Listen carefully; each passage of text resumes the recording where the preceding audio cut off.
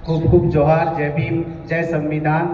साथियों, ज़्यादा नहीं बोलते हुए सीधे अपनी पॉइंट भी बात पे आते हैं। मुझे जो बोलने का टॉपिक दिया गया है वो जातिगत जनगणना और ओबीसी आरक्षण मेरा टॉपिक है।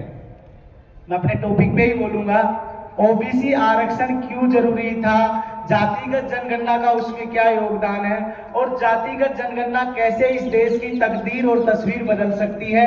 इन मांगों को लेकर हम पिछले 5 साल से देश भर में जातिगत जनगणना आंदोलन चला रहे थे। हमारे बहुत से साथी अलग अलग ग्रुपों के साथ कोऑर्डिनेशन करके जातिगत जनगणना आंदोलन चला रहे हैं। जातिगत जनगणना क्यों जरूरी है साथियों? बहुत से साथी पूर्व वक्ताओं ने बताया है कि 90% पे 10% का राज है, ये है वो है, लेकिन जब भी बात सत्ता शासन और व्यवस्था में हमारी हकदारी की आती है तो हमें उचित हकदारी नहीं मिल पाती और व्यवस्था को सुचारू रूप से संचालन के लिए भी जो आंकड़े चाहिए होते हैं वो आंकड़े सरकार के पास में नहीं है। जाति इस व्यवस्था की बहुत बड़ी सच्चाई है जिसे स्वीकार करते हुए हमें जातियों को, अगर देखिए इस देश में धर्म की गणना होती है, एससी एसटी में भी जाति के आधार पे गणना होती है।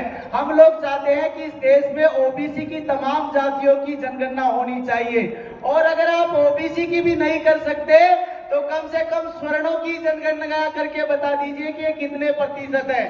फिर उसके बाद में एससी एसटी और बचे हुए फिर हम ही हैं और उसी के आधार पे हमें भागीदारी चाहिए। हमें अभी जो 27% भागीदारी दी गई है वो भी सिर्फ सिलेक्शन में ही दी गई है। इस व्यवस्था में तीन प्रकार के पद है, इलेक्टेड, सेलेक्टेड और नॉमिनेटेड। एससी एसटी को भी सिर्फ और सिर्फ इलेक्टेड और सिलेक्टेड में ही भागीदारी है, नॉमिनेटेड में कोई भागीदारी नहीं है। बताइए जहां वाइस चांसलर नॉमिनेटेड होते हैं वहां आपके कितने लोग चुन के जाते हैं, ओबीसी के कितने जाते हैं, माइनॉरिटीज के कितने जाते हैं, एससी एसटी के साथी कितने जाते हैं। तो नॉमिनेटेड व्यवस्था में भी हमें भागीदारी चाहिए। राज्यपाल हमारे कितने बनाए जा रहे हैं इसमें भी हमें भागीदारी चाहिए और जब तक हमारे लोग इस व्यवस्था में नहीं आएंगे, जब तक आप लोग ये कॉलेजियम में ये बातें करते रहते हो, वो लोग जो व्यवस्था में आ जाते हैं नॉमिनेटेड प्रणाली के थ्रू, वो किस प्रकार काम करते हैं, कैसे वो हमारा बेड़ा गर्क कर रहे हैं, वो बात रखते हुए एक छोटी सी बात बताऊंगा और अपनी वाणी को विराम दूंगा। वो बात यह है कि आपके ही उदयपुर विश्वविद्यालय जो सुखाड़िया विश्वविद्यालय है, इनके यहाँ के वाइस चांसलर की मानसिकता मैं आप लोगों को बता के जाता हूं। नाम के साथ में यहाँ सुखाड़िया विश्वविद्यालय के वाइस चांसलर है जगदीश सरबाजी। उस टाइम अजमेर के अंदर एक गुर्जर इतिहास के ऊपर अजमेर विश्वविद्यालय में एक सेमिनार आयोजित हुआ। उस सेमिनार की अध्यक्षता कर रहे थे उदयपुर विश्वविद्यालय के वाइस चांसलर और सेमिनार का जो विषय था वो था गुर्जरों की उत्पत्ति, कि गुर्जरों की उत्पत्ति कैसे हुई।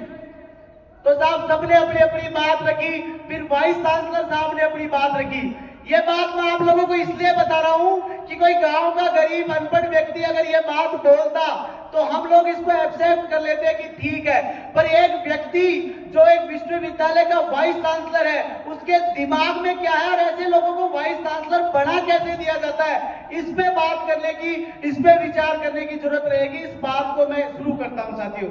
तो वाइस चांसलर साहब अपने विचार रखते हैं कि गुर्जरों की उत्पत्ति कैसे हुई, तो बताते हैं कि साहब एक बार शंकर भगवान के पास एक गाय थी और उस गाय को चराने वाला कोई नहीं था।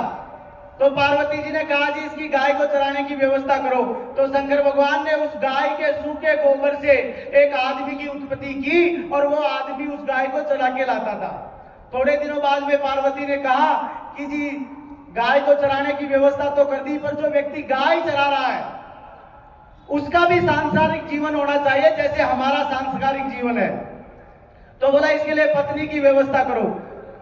तो पहले तो उन्होंने उस व्यक्ति को एक शंकर भगवान ने सोने का कड़ा दिया और कहा कि जो भी जीव जगत में तुझे पहली बार में स्त्री लिंग में मिल जाएगी वही तुम्हारी है जो पत्नी बन जाएगी। तो साहब वो जाता है और रास्ते में उसे एक शेरनी मिल जाती है।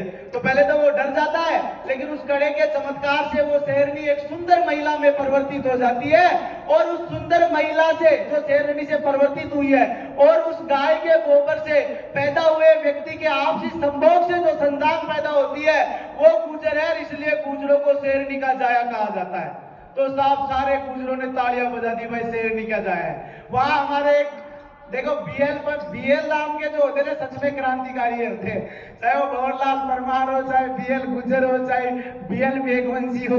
तो हमारे बीएल गुजर जी बैठे थे साहब, उन्होंने उनके ऊपर हाथ उठा दिया प्रोफेसर से, उनके धक्का मुक्की हो गई, लोगों ने उन्हें आपस में बिठाया। ये हकीकत बात है जिसका मैं गवाह हूं और आपको बोल के जा रहा हूं। उन्होंने कहा कि लोगों ने कहा कि हमारे आगंतुक थे, इनके ऊपर आपको ऐसा नहीं करना चाहिए था, इनसे आपको माफी मांगनी थी।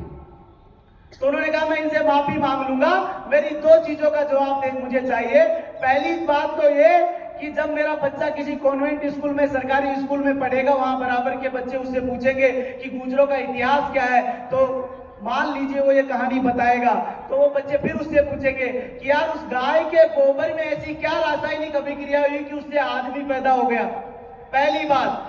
दूसरी बात जो इंपॉर्टेंट है कि वो तो भला हुआ शेरनी मिल गई, अगर गधी मिल जाती तो क्या हम गधी के जाए हो जाते? फिर ये बातें समझने की बात है साथियों। वाइस चांसलर जैसे पद पे बैठे हुए लोगों की मानसिकता जो आपके पूरे इतिहास को एक पल में ताश के पत्ते की तरह ढेर कर देती है, आपकी पूरी कौम के मान सम्मान को ठेस पहुंचा देते हैं, ऐसे लोग वाइस चांसलर, राज्यपाल बनते हैं।